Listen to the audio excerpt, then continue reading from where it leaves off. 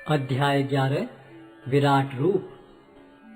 अर्जुन ने कहा, आपने जिन अत्यंत गुह्य आध्यात्मिक विषयों का मुझे उपदेश दिया है, उसे सुनकर अब मेरा मोह दूर हो गया है। हे कमल नयन, मैंने आपसे प्रत्येक जीव की उत्पत्ति तथा लय के विषय में विस्तार से सुना है और आपकी अक्षय महिमा का अनुभव किया है। हे पुरुषोत्तम, हे परमेश्वर, यद्यपि आपको मैं अपने समक्ष आपके द्वारा वर्णित आपके वास्तविक रूप में देख रहा हूँ, किंतु मैं यह देखने का इच्छुक हूँ कि आप इस दृश्य जगत में किस प्रकार प्रविष्ट हुए हैं। मैं आपके उसी रूप का दर्शन करना चाहता हूँ। हे प्रभु, हे योगेश्वर, यदि आप सोचते हैं कि मैं आपके विश्व रूप को देखने में समर्थ हो सकता हूँ, तो कृपा करके मुझे अपना असीम विश्व रूप दिखलाइए। भगवान ने कहा, हे अर्जुन, हे पार्थ, अब तुम मेरे ऐश्वर्य को सैकड़ों हजारों प्रकार के दैवी तथा विविध रंगों वाले रूपों को देखो। हे भारत, लो, तुम आदित्यों, वसुओं, रुद्रों, अश्विनी कुमारों तथा अन्य देवताओं के विभिन्न रूपों को यहाँ देखो। तुम ऐसे अनेक आश्चर्यमय रूपों को देखो जिन्हें पहले किसी ने न तो कभी देखा है न सुना है। हे अर्जुन, तुम जो भी देखना चाहो उसे तत्क्षण मेरे इस शरीर में देखो। तुम इस समय तथा भविष्य में भी जो भी देखना चाहते हो उसको यह विश्व रूप दिखाने वाला है।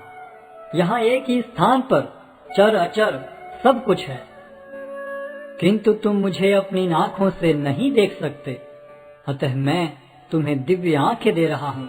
अब मेरे योग ऐश्वर्य को देखो। संजय ने कहा, हे राजा, इस प्रकार कहकर महायोगेश्वर भगवान ने अर्जुन को अपना विश्व रूप दिखलाया। अर्जुन ने उस विश्व रूप में असंख्य मुख, असंख्य नेत्र तथा असंख्य आश्चर्य में दृश्य देखे। यह रूप अनेक दैवी आभूषणों से अलंकृत था और अनेक दैवी हथियार उठाए हुए था। यह दैवी मालाएं तथा वस्त्र धारण किए था और उस पर अनेक दिव्य सुगंधियां लगी थी। सब कुछ आश्चर्यमय, तेजमय, असीम तथा सर्वत्र व्याप्त था। यदि आकाश में हजारों सूर्य एक साथ उदय हों, तो उनका प्रकाश शायद परम पुरुष के इस विश्व रूप के तेज की समता कर सके। उस समय अर्जुन भगवान के विश्व रूप में एक ही स्थान पर स्थित हजारों भागों में विभक्त ब्रह्मांड के अनंत अंशों को देख सका। तब मोहग्रस्त एवं आश्चर्यचकित रोमांचित हुए अर्जुन ने प्रणाम करने के लिए मस्तक झुकाया और वह हाथ जोड़कर भगवान से प्रार्थना करने लगा। अर्जुन ने कहा, हे भगवान कृष्ण, मैं आपके शरीर में सारे देवताओं तथा अन्य विविध जीवों को एकत्र देख रहा हूँ। मैं कमल पर आसीन ब्रह्मा, शिव जी तथा समस्त ऋषियों एवं दिव्य सर्पों को देख रहा हूँ। हे विश्वेश्वर, हे विश्वरूप, मैं आपके शरीर में अनेकानेक हाथ, पेट, मुंह तथा आंखें देख रहा हूँ, जो सर्वत्र फैले हैं और जिनका अंत नहीं है। आप में न अंत दिखता है, न मध्य और न आदि।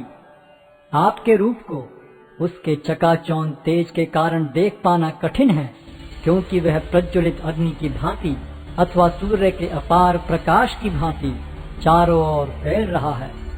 तो भी मैं इस तेजोमय रूप को सर्वत्र देख रहा हूँ, जो अनेक मुकुटों, गदाओं तथा चक्रों से विभूषित है। आप परम आद्य ज्ञेय वस्तु हैं। आप इस ब्रह्मांड के परम आधार हैं। आप अव्यय तथा पुराण पुरुष हैं। आप सनातन धर्म के पालक भगवान हैं। यही मेरा मत है। आप आदि, मध्य तथा अंत से रहित हैं। आपका यश अनंत है। आपकी असंख्य भुजाएं हैं और सूर्य तथा चंद्रमा आपकी आंखें हैं। मैं आपके मुख से प्रज्वलित अग्नि निकलते और आपके तेज से इस संपूर्ण ब्रह्मांड को जलते हुए देख रहा हूँ। यद्यपि आप एक हैं, किंतु आप आकाश तथा सारे लोकों एवं उनके बीच के समस्त अवकाश में व्याप्त हैं। हे महापुरुष, आपके इस अद्भुत तथा भयानक रूप को देखकर सारे लोग भयभीत हैं। देवों का सारा समूह आपकी शरण ले रहा है और आप में प्रवेश कर रहा है। उनमें से कुछ अत्यंत भयभीत होकर हाथ जोड़े आपकी प्रार्थना कर रहे हैं। महर्षियों तथा सिद्धों के समूह कल्याण हो कहकर वैदिक स्तोत्रों का पाठ करते हुए आपकी स्तुति कर रहे हैं। शिव के विविध रूप आदित्यगण, वसु, साध्य, विश्वदेव, दोनों अश्विनी कुमार, मरुदगण, पितृगण, गंधर्व, यक्ष, असुर तथा सिद्धदेव सभी आपको आश्चर्य पूर्वक देख रहे हैं। हे महाबाहु, आपके इस अनेक मुख, नेत्र, बाहु, जंघा, पांव, पेट तथा भयानक दांतों वाले विराट रूप को देखकर देवतागण सहित सभी लोग अत्यंत विचलित हैं और उन्हीं की तरह मैं भी हूँ। हे सर्वव्यापी विष्णु, नाना ज्योतिर्मय रंगों से युक्त आपको आकाश का स्पर्श करते मुख फैलाए तथा बड़ी बड़ी चमकती आंखें निकाले देखकर भय से मेरा मन विचलित है। मैं न तो धैर्य धारण कर पा रहा हूँ, न मानसिक संतुलन ही पा रहा हूँ। हे देवेश, हे जगन्निवास, आप मुझ पर प्रसन्न हो। मैं इस प्रकार से आपके प्रलयाग्नि स्वरूप मुखों को तथा विकराल दांतों को देखकर अपना संतुलन नहीं रख पा रहा। मैं सब ओर से मोहग्रस्त हो रहा हूँ।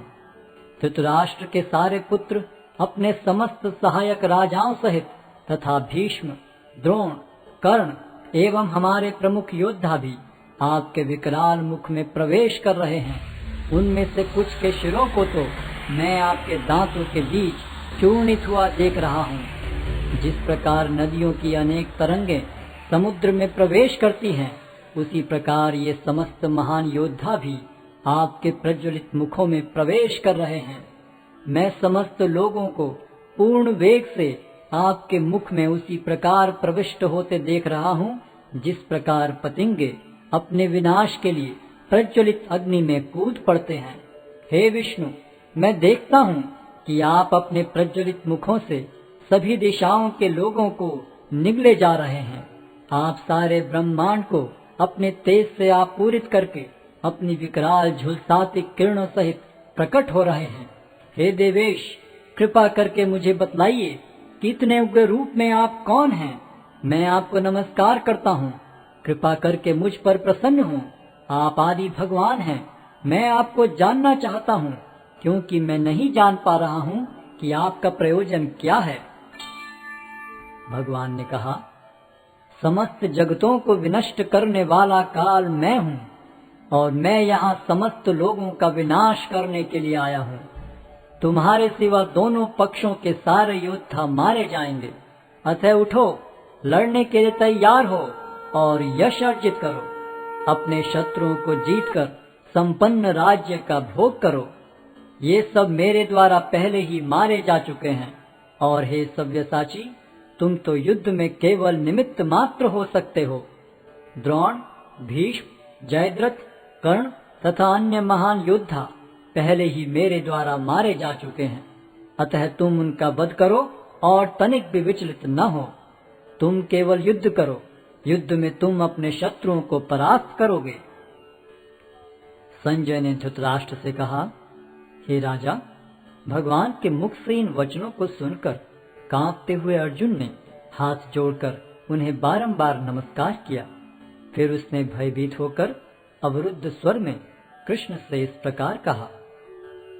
अर्जुन ने कहा, हे ऋषिकेश, आपके नाम के श्रवण से संसार हर्षित होता है और सभी लोग आपके प्रति अनुरक्त होते हैं। यद्यपि सिद्ध पुरुष आपको नमस्कार करते हैं, किंतु असुरगण भयभीत हैं और इधर उधर भाग रहे हैं। यह ठीक ही हुआ है। हे महात्मा, आप ब्रह्मा से भी बढ़कर हैं। आप आदि सृष्टा हैं, तो फिर वे आपको सादा नमस्कार क्यों न करें। हे अनंत, हे देवेश, हे जगन्निवास, आप परम स्रोत, अक्षर, कारणों के कारण तथा इस भौतिक जगत से परे हैं। आप आदि देव, सनातन पुरुष तथा इस दृश्य जगत के परम आश्रय हैं। आप सब कुछ जानने वाले हैं और आप ही वह सब कुछ हैं जो जानने योग्य है। आप भौतिक गुणों से परे परम आश्रय हैं। हे अनंत रूप, यह संपूर्ण दृश्य जगत आपसे व्याप्त है। आप वायु हैं तथा परम नियंता भी हैं। आप अग्नि हैं, जल हैं तथा चंद्रमा हैं। आप आदि जीव ब्रह्मा हैं और आप प्रपितामह हैं। अतः आपको 1000 बार नमस्कार है और पुनः पुनः नमस्कार है। आपको आगे पीछे तथा चारों ओर से नमस्कार है। हे असीम शक्ति, आप अनंत पराक्रम के स्वामी हैं। आप सर्वव्यापी हैं, अतः आप सब कुछ हैं। आपको अपना मित्र मानते हुए मैंने हठ पूर्वक आपको हे कृष्ण, हे यादव, हे सखा जैसे संबोधनों से पुकारा है, क्योंकि मैं आपकी महिमा को नहीं जानता था। मैंने मूर्खतावश या प्रेमवश जो कुछ भी किया है, कृपया उसके लिए मुझे क्षमा कर दें। यही नहीं, मैंने कई बार आराम करते समय एक साथ लेटे हुए या साथ साथ खाते या बैठे हुए, कभी अकेले तो कभी अनेक मित्रों के समक्ष आपका अनादर किया है। हे अच्युत, मेरे इन समस्त अपराधों को क्षमा करें। आप इस चर तथा अचर संपूर्ण दृश्य जगत के जनक हैं।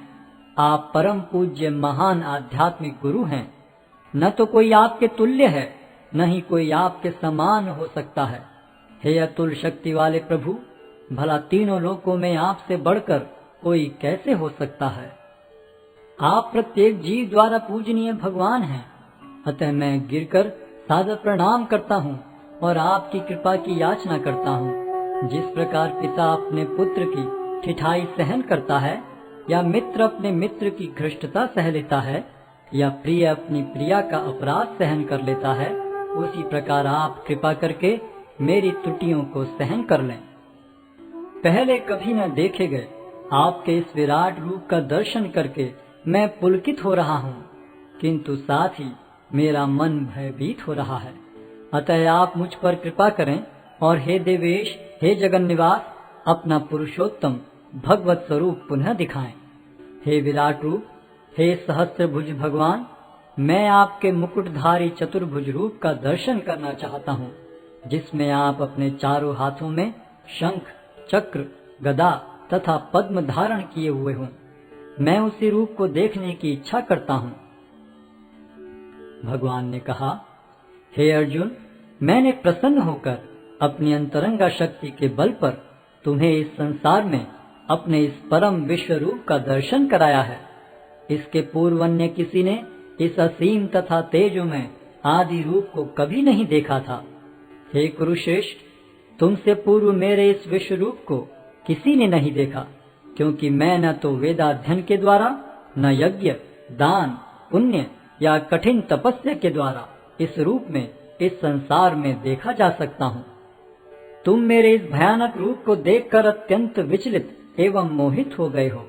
अब इसे समाप्त करता हूँ। हे मेरे भक्त, तुम समस्त चिंताओं से पुनः मुक्त हो जाओ। तुम शांत चित्त से अब अपना इच्छित रूप देख सकते हो। संजय ने धृतराष्ट्र से कहा। अर्जुन से इस प्रकार कहने के बाद भगवान कृष्ण ने अपना असली चतुर्भुज रूप प्रकट किया और अंत में 2 भुजाओं वाला अपना रूप प्रदर्शित करके भयभीत अर्जुन को धैर्य बंधाया। जब अर्जुन ने कृष्ण को उनके आदि रूप में देखा तो कहा, हे जनार्दन, आपके इस अति सुंदर मानवीय रूप को देखकर मैं अब स्थिर चित्त हूँ और मैंने अपनी प्राकृत अवस्था प्राप्त कर ली है।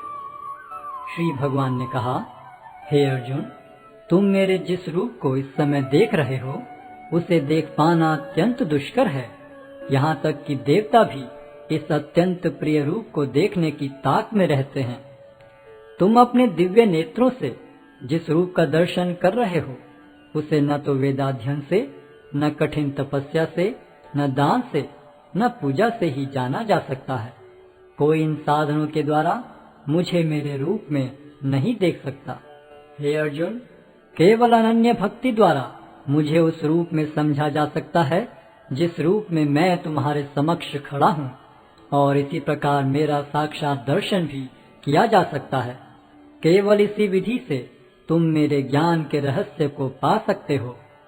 हे अर्जुन, जो व्यक्ति सकाम कर्मों तथा मनोधर्म के कलमश से मुक्त होकर मेरी शुद्ध भक्ति में तत्पर रहता है, जो मेरे लिए ही कर्म करता है, जो मुझे ही जीवन लक्ष्य समझता है और जो प्रत्येक जीव से मैत्री भाव रखता है, वह निश्चय ही मुझे प्राप्त करता है।